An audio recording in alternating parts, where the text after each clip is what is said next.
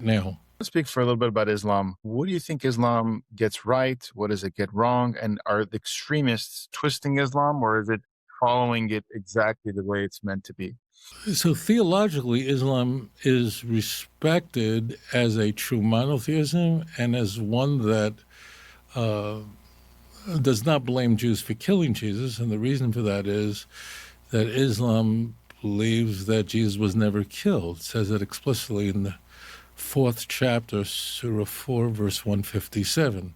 So Jewish life in Islamic lands was, comparatively speaking, better. However, Muslims believe that the world could be divided into two parts. One section is Dar al-Islam, lands that were in the hands of the Islamic world, and I'll translate it, land. Dara, by the way, in Hebrew means like a dira. It means an abode, and of war, lands of war. It means lands that have never been in Islamic hands. In 636, the Islamic world went to battle with the Byzantine Empire and defeated it, and then came here to the land of Israel and controlled it. Not every moment. The Christians came here and probably had a century in this land, but therefore, in the Islamic view, the Jews have been replaced. In Islamic view, this land belongs to Islam.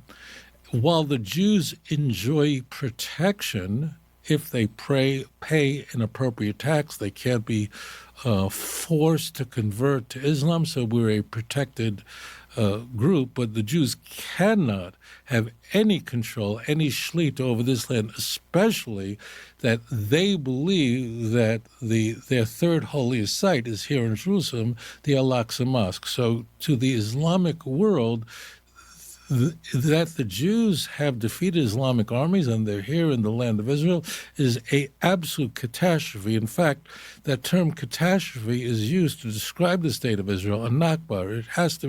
It's a blight that has to be undone. There are some Muslims who I know very well who are Zionists, incidentally, because this idea of Dar al-Islam is not in the Quran. It's not mentioned there. But nevertheless, the vast majority of the Islamic world held these views. And I use the word held because there's something startling happening. And that is that because we have a tradition, after all, Yishmael gives kadimus. How do I translate that?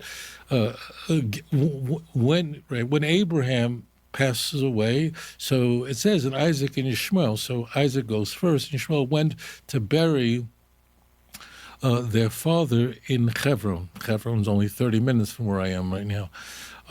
So the Gemara in Bava Basra, the Talmud says that in fact Ishmael did tshuva, repents, and in some way the Bnei Ishmael at the end of days will return back to the people of Israel. What is very striking is like, why Persia? And one of the things that's happening right now, which I certainly...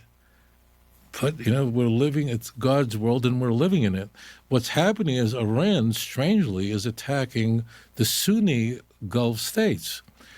By so doing, Persia is driving the Arabs into a friendship and a relationship with Israel. So whereas the Arab world viewed Israel as the greatest threat, meaning they were looking west and saying, that's our greatest threat, they are now looking east and going, no, our greatest threat is in Iran.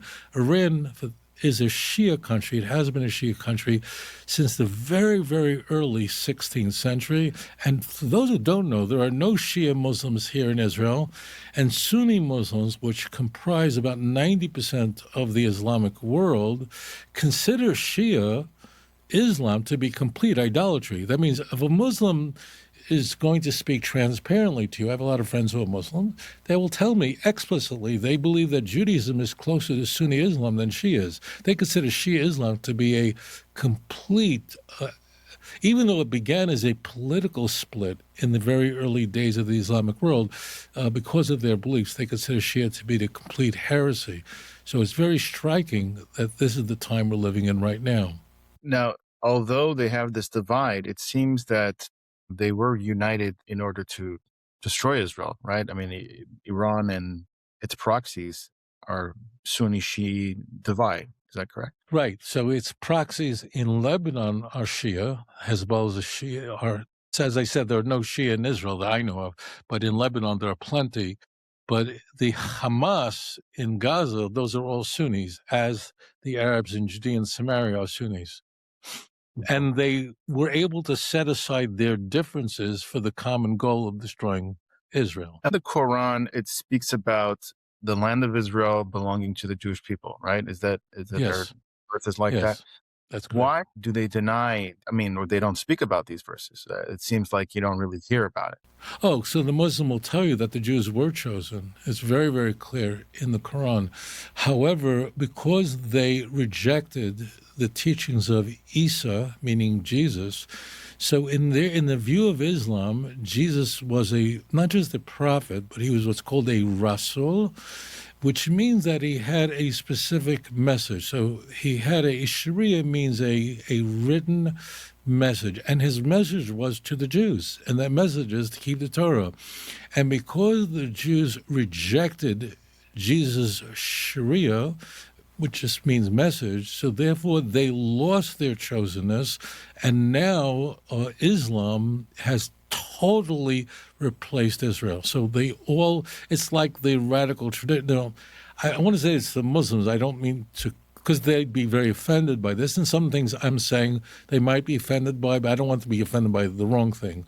So Islam is complete replacement theology, that the Jews were chosen, Israel was given to the Jews, the promises were made to the Jews. They all believe that.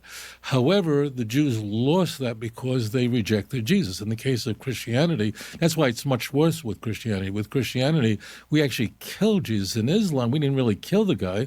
He only ascended. He's going to come back and rule for 40 years and get married and have a wife and kids and then die. So therefore, the rage in the Christian world, and the New Testament itself says things that are much more extreme about the Jews than the Quran does. But yes, Islam is a complete replacement theology in that the Muslims are the chosen people, are the people who will be saved. You mentioned that the New Testament speaks worse about Jews than the Quran does, correct? Yeah, yes. How come it seems that Muslims nowadays are more anti-Semitic than Christians? The anti-Semitism in the Islamic world is rife, but it's all plagiarized. It's Christian anti-Semitism, which they just they just copied and pasted it. I don't say that demeaningly. They just borrowed it all, just like the communists were godless, but they borrowed all the caricature of the Jew of the Orthodox Church, which the Soviets hated Christianity. They were godless, but they were very happy to borrow the anti-Semitism that was in Tsarist Russia. So therefore, Islam, if there were no state of Israel, or very simple, if all the Jews in Israel would say we're converting to Islam, there would be no issue at all. Then they could care less about Palestine. They'd care less about Palestine. None of that would matter. The key is that Jews are here in control of Al-Aqsa, in control of Jerusalem, in control of a land that was controlled by Islam. Therefore, Israel must be eradicated. Either it could be through total destruction, which the Arabs try to do in the war in all the wars they try to do, or they'll do it through piecemeal, through, we'll take it piece by piece and we'll have a hudna, have some sort of relationship with Israel, and then eventually we'll use that as a platform to eradicate them. But if there were no state of Israel, things will be very different. It is when Muslims portray Jewish life in Islamic lands as a complete honeymoon, that's not accurate either.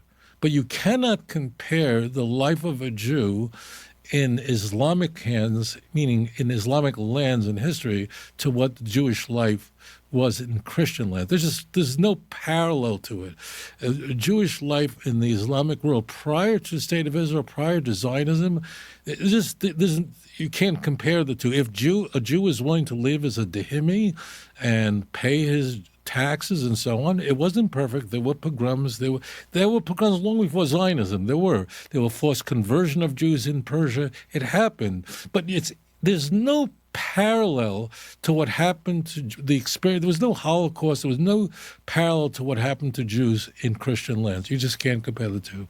A few weeks